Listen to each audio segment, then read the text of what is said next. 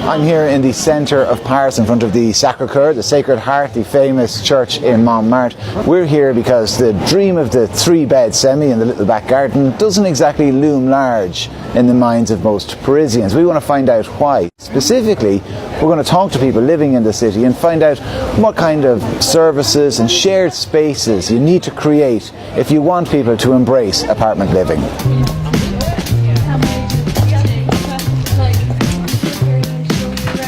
Very good. This is it? This is the mansion. I think that pressure to own your own apartment is an immense pressure that the Irish put on themselves. That doesn't exist here. My name's Liv Monaghan and I came here almost 7 years ago to study a master's programme. I am living in this apartment for almost 3 years now and I am paying €680 a month. It is 24 metres squared. I suppose it would be the equivalent of living in somewhere like Merrion Square in Dublin. I think for me the biggest difference between the mentality in France and Ireland is the French, they're not so preoccupied with owning their apartment. There isn't this huge weight on bricks and mortar and having your own space here.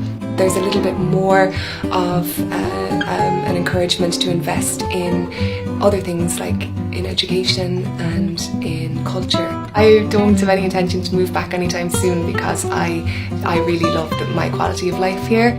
I mean, I am a stone's throw from the Sacré-Cœur and I don't think that I don't know if I could really swap that anytime soon.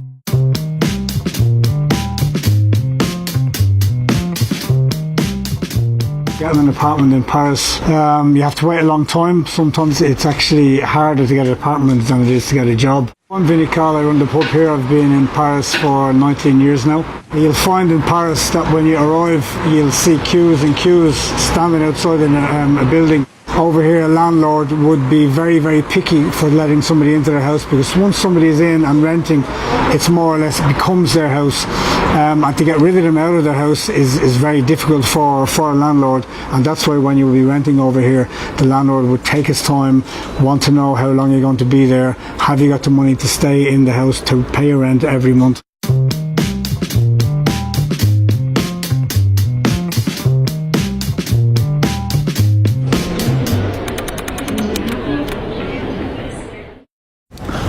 Guten Tag and welcome to Germany, Cologne to be precise. There are those at home who suggest that Germans have it sus when it comes to rent. People don't get price gouged, tenants don't get kicked out. There's none of that sort of thing. They've got it cracked. We're going to find out if that's the case. We're going to speak to some people living in the city. What people? Well, who better? The local GAA club, Cologne Celts, are training here in this park. The typical stories you'd hear would be that people are well accustomed to the long queues leading up to the apartment. I think everyone has at least one story about that.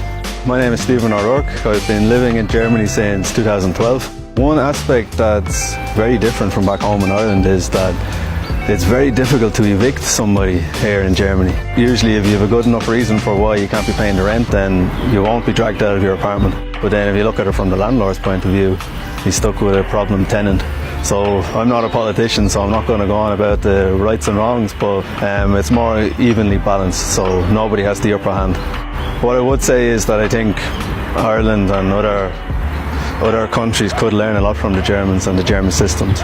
So that's the sage words of wisdom from the local GAA club. But now we're going to go down and we're going to talk to some local experts and get a sense of how the rental model works. Wir sind besonders stolz darauf, dass wir es erreicht haben in Köln, dass bei Neubaukonzepten 30% sozialer Wohnungsbau geschaffen werden muss. Ein weiterer wichtiger Punkt, den wir erreicht haben, ist, dass bei Neubauten nicht mehr einfach nur die Höhe des Geldes zählt, die wir als Stadt, wenn wir die Gelände verkaufen, bekommen, sondern dass derjenige bauen darf, der das beste Konzept hat. Also das heißt etwa für Kinder besser sorgt, für Menschen mit Behinderung besser sorgt, für Grünanlagen besser sorgt. Das ist ein ganz wichtiger Punkt der Verbesserung der Situation in Köln.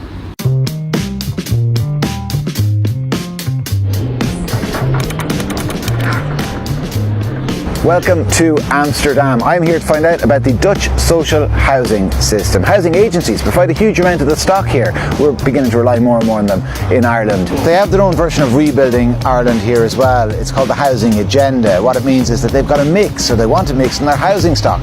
20% market prices, they're your expensive homes. 40% controlled prices, your cheap houses, to get people off social housing waiting list. And this one, really important, 40% affordable. In other words, they want to ensure that middle income earners can afford to live in the cities. So let's find out how it works. You're here in front of Het Schip, the ship, a beautiful example of beautiful masonry, beautiful aesthetics, but very important, it's social housing and it's going to remain social housing. We're very proud of the ship, not only for its beauty, but also for what it symbolizes. It symbolizes social housing in the Netherlands, it symbolizes social housing in Amsterdam. About 50% of the housing in Amsterdam is social housing. It makes sure that Amsterdam is still a city where all sorts of people can live, poor and rich.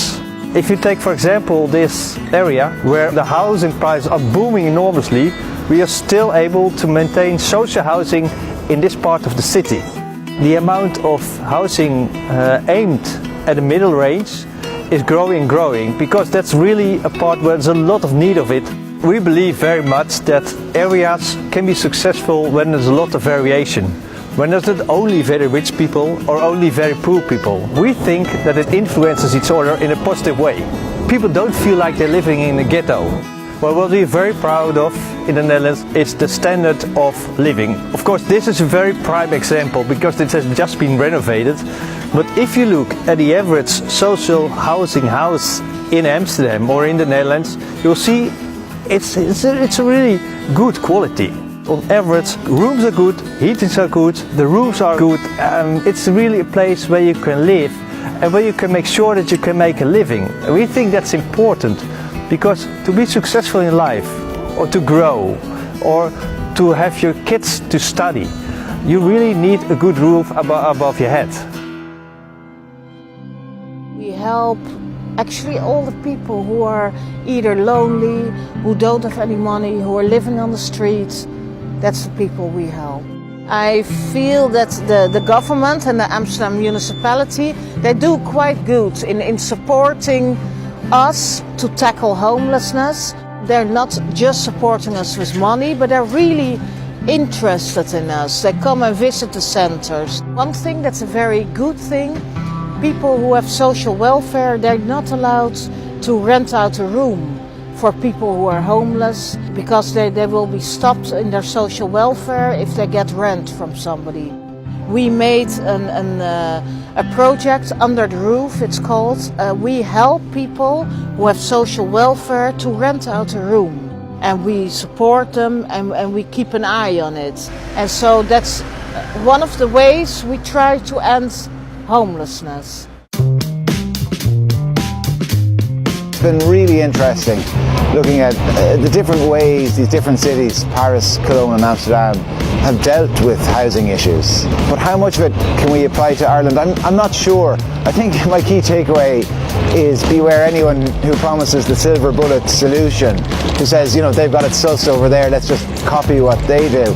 You know, there's pros and cons everywhere I went. Paris, they've got this great culture of apartment living, but it can be hard to get an apartment. And the same in Cologne, there's great rent controls. If you're somewhere in situ as a tenant, it's very hard to get rid of you. But it can be very hard then to find a place to live, particularly for young people. And even here in Amsterdam, they try to work at this great mix of social and affordable housing along with expensive homes, but the laws of supply and demand trump all that, and we still met people who are homeless.